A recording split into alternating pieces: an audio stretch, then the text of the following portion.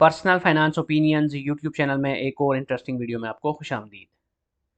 वो लोग जो स्टॉक मार्केट में मुख्तलिफ कंपनीज में डिविडेंड पॉइंट ऑफ व्यू से इन्वेस्ट करते हैं, उनके लिए पीरियोडिक जो रिजल्ट्स होते हैं, क्वार्टरली रिजल्ट्स होते हैं मुख्तलिफ कंपनीज के, उनकी बड़ी इंपॉर्टेंस होती है और उनकी बहुत सारी उम्मीदें भी वाबस्ता होती हैं इन कंपनीज के रिजल्ट्स के साथ। अब जो आने वाला हफ्ता है 20 से लेके 24 अप्रैल 2026 का, अगर इसकी बात की जाए तो इस वीक के दौरान पाकिस्तान स्टॉक मार्केट में एक बड़ी तादाद में ऐसी कंपनीज हैं जिनकी बोर्ड मीटिंग्स ऑलरेडी शेड्यूल्ड हैं। कुछ के Q1 के रिजल्ट्स हैं जिनके ईयर एंड दिसंबर में होते हैं, जबकि वो कंपनीज जिनका ईयर एंड जून एंड में होता है उनके लिए ये Q3 का रिजल्ट होगा।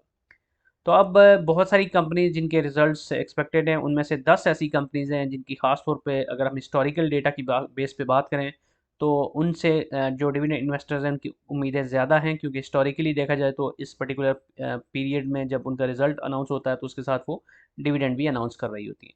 आज की वीडियो में इन 10 कंपनीज के हवाले से हिस्टोरिकल डेटा की बेसिस पे बात की जाएगी कि वो कौन सी 10 कंपनीज हैं जिनकी बोर्ड मीटिंग्स इन डेट्स के बीच में है और जहाँ डिविडेंड इन्वेस्टर्स ने काफ़ी उम्मीदें लगा रखी हैं।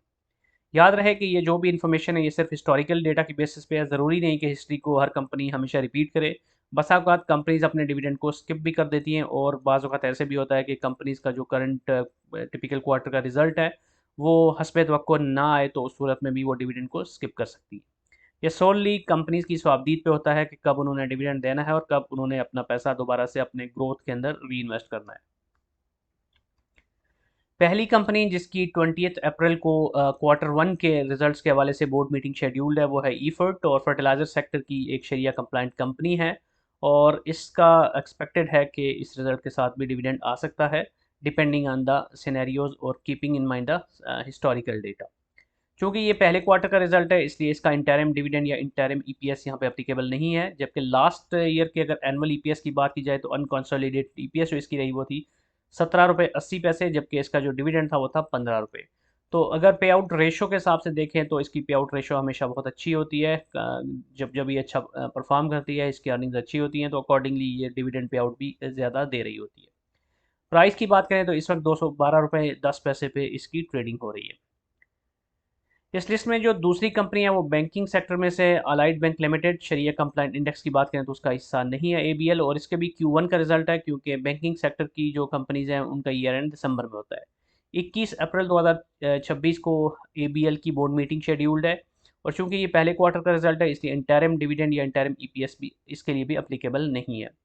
लास्ट ईयर की जो एनुअल ईपीएस थी इसकी अनकॉन्सोलिडेटेड वो थी 30 रुपये 72 पैसे, इसने 16 रुपये का डिविडेंड दिया था। और अगर करंट प्राइस की बात की जाए तो 185 रुपये 28 पैसे पे ये ट्रेड हो रहा है। तो टिपिकली ये हर क्वार्टर के रिजल्ट के साथ लगभग 4 रुपये का डिविडेंड अनाउंस करता आ रहा है हिस्टोरिकली अगर हम बात करें तो। इसके बाद जो तीसरी कंपनी इस लिस्ट में है वो पावर सेक्टर की कंपनी है हबको, और हबको का Q3 का रिजल्ट है, क्योंकि इसका ईयर जून में होता है। और इसकी जो बोर्ड मीटिंग है वो 22 अप्रैल को प्लान्ड है। हबको के इंटरिम डिविडेंड्स की बात करें तो 10 रुपये का डिविडेंड ऑलरेडी ये इंटरिम डिविडेंड्स की मद में 5-5 रुपये करके दे चुकी है, जबकि इंटरिम ईपीएस इसकी जो हाफ ईयरली रिजल्ट्स के मुताबिक थी अनकंसोलिडेटेड वो थी 11 रुपये 29 पैसे। लास्ट जो इसकी एनुअल ईपीएस थी वो थी 14 रुपये 71 पैसे, और इसने जो पे आउट दिया था वो था 15 रुपये का। इस वक्त हबको के शेयर की जो ट्रेडिंग हो रही है वो 230 रुपये 49 पैसे पे हो रही है। तो पावर सेक्टर की एक बड़ी कंपनी है, और ख़ास तौर पे बीवाईडी के हवाले से जो भी डेवलपमेंट्स हो रही हैं और बीवाईडी की जो जितनी भी सेल्स होंगी और उस हवाले से जो इन्होंने जो ईवी चार्जिंग का इंफ्रास्ट्रक्चर है वो भी खड़ा किया है। तो उस हवाले से भी इनके जो ग्रोथ के पर्सपेक्टिव से बात करें तो काफ़ी ज़्यादा एक्सपेक्टेशंस हैं कि ये कंपनी अच्छा परफॉर्म करेगी, और अकॉर्डिंगली उसका जो इम्पैक्ट है वो भी फिर इन द फ्यूचर रिजल्ट्स हम देखेंगे इस कंपनी की बैलेंस शीट पे और इसकी प्रॉफिट और लॉस स्टेटमेंट पे भी नज़र आएगा। इसके बाद जो अगली कंपनी है वो शरिया कंप्लाइंट इंडेक्स में से फैसल बैंक लिमिटेड, और Q1 के रिजल्ट की अनाउंसमेंट करने जा रही है 23 अप्रैल 2026 को। चूँकि ये Q1 का रिजल्ट है इसका भी, इसलिए इंटरिम ईपीएस या इंटरिम डिविडेंड एप्लीकेबल नहीं है, जबकि लास्ट एनुअल रिजल्ट्स की बात की जाए तो 14 रुपये 30 पैसे के अनकंसोलिडेटेड ईपीएस के साथ इसने 6.5 रुपये का डिविडेंड दिया था। और इसके अगर करंट प्राइस की बात करें तो इस वक्त ये 95 रुपये 69 पैसे पे ट्रेड हो रहा है। इसके बाद जो अगली कंपनी इस लिस्ट में है वो भी बैंकिंग सेक्टर में से एक बड़ा नाम शरिया कंप्लाइंट इंडेक्स के हिसाब से अगर बात करें तो वो है मीज़ान बैंक लिमिटेड, और ये Q1 का रिजल्ट अनाउंस करने जा रहा है 23 अप्रैल को। और मीज़ान बैंक की अगर हम लास्ट ईयर के रिजल्ट्स की बात करें तो एनुअल ईपीएस इसकी थी 49 रुपये 54 पैसे, और इसने 28 रुपये का यानी 7-7 रुपये का हर क्वार्टर में डिविडेंड दिया था।